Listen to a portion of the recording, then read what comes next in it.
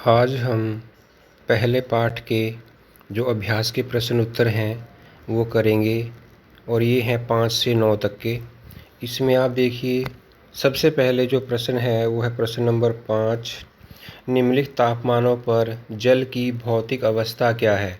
हमें 3 अलग अलग तापमान दिए गए हैं, 25 डिग्री सेल्सियस, 0 डिग्री सेल्सियस और 100 डिग्री सेल्सियस।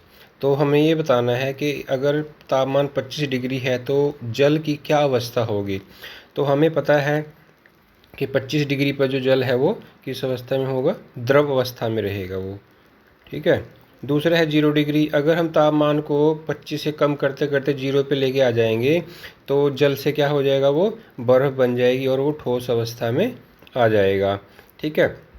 लेकिन वो पूरी तरह से ठोस में नहीं बदलता, कुछ जो है उसका द्रव भी अभी रहता है। तो इसका मतलब है 0 डिग्री सेल्सियस पे वो दोनों अवस्थाओं में हमें प्राप्त होगा। इसको बोलते हैं फ्रीजिंग पॉइंट तथा बर्फ़ का गलनांक मेल्टिंग पॉइंट। यानी जो जल है 0 डिग्री सेल्सियस पे हमें वो ठोस और द्रव दोनों अवस्थाओं में ही मिलेगा।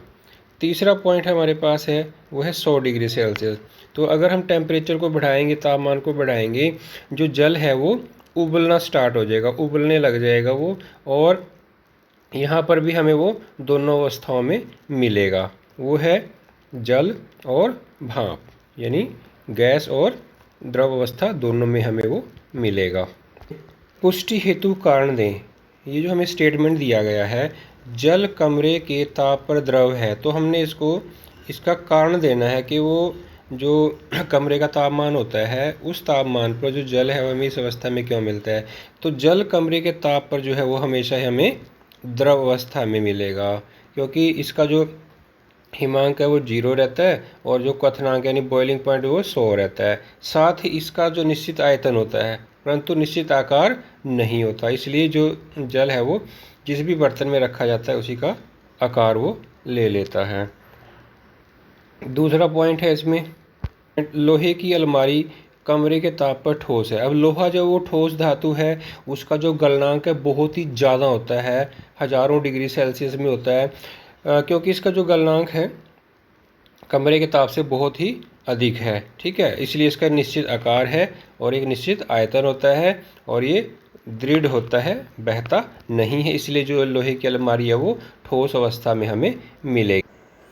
अब हम अगला प्रश्न करते हैं, प्रश्न नंबर 7।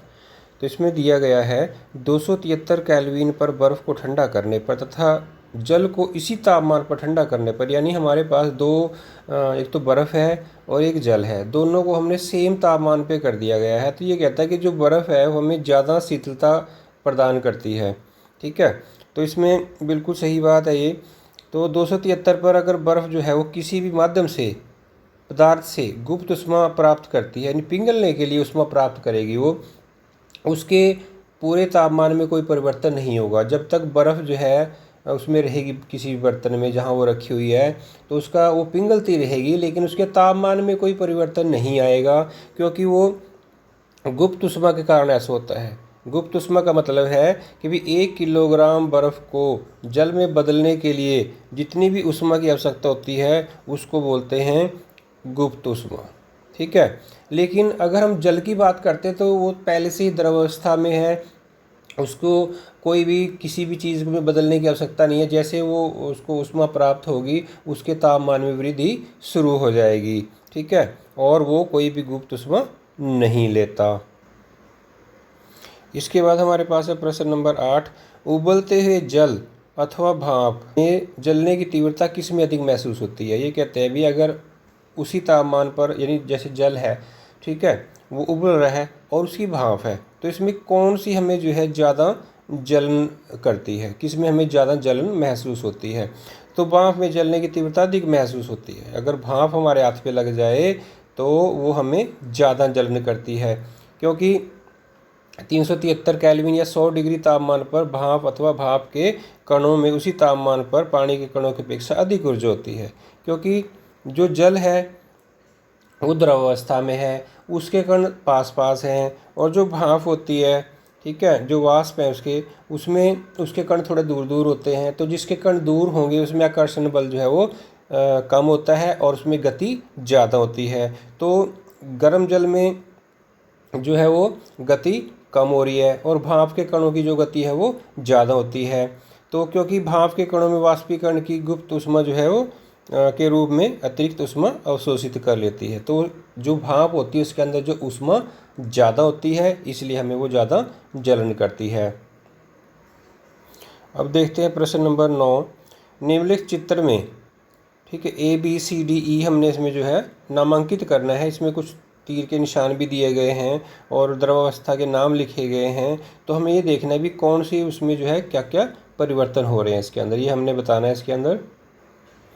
आप देखिए इसमें ये वाला जो तीर का निशान है ये दिखा रहा है ऊष्मा में वृद्धि तथा दाब में कमी। अगर इस दिशा में जो है, इस डायरेक्शन में जो है वो टेम्परेचर बढ़ रहा है और इस दिशा में जो टेम्परेचर है वो तापमान जो है वो घट रहा है।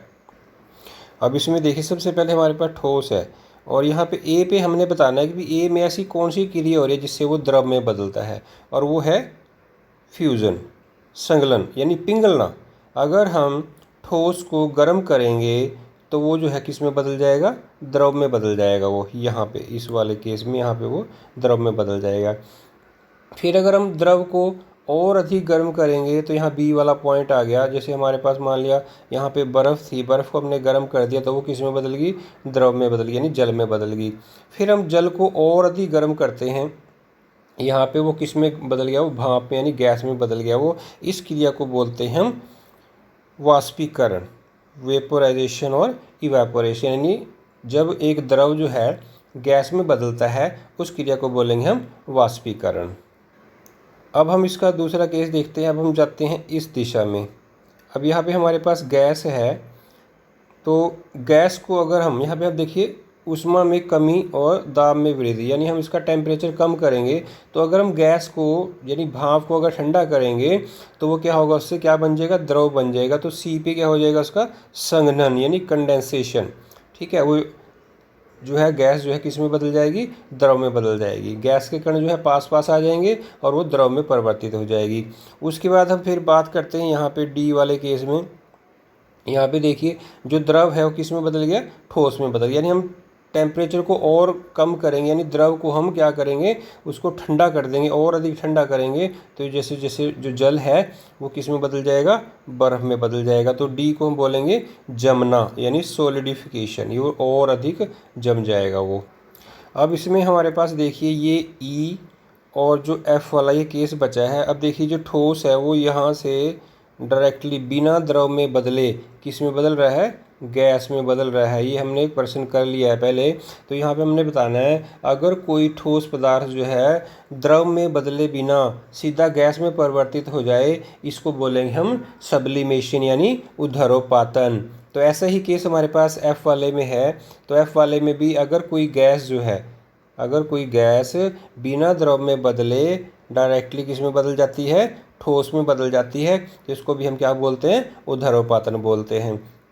तो यहाँ पे अगर आप इसमें देखें ठोस वाले में, जैसे हमने फिनोफ्थलीन का किया था, एक कैम्फर होता है, ठीक है, जो टिक्की होती है उसकी, अगर हम उसको जलाएंगे तो वो बिना पिघले जो है किस में बदल जाती है, गैस में परिवर्तित हो जाती है। आज के इस वीडियो में इतना ही करेंगे और फिर इसके बाद जो है हम अगली वीडियो आपके साथ शेयर करेंगे। Thank you.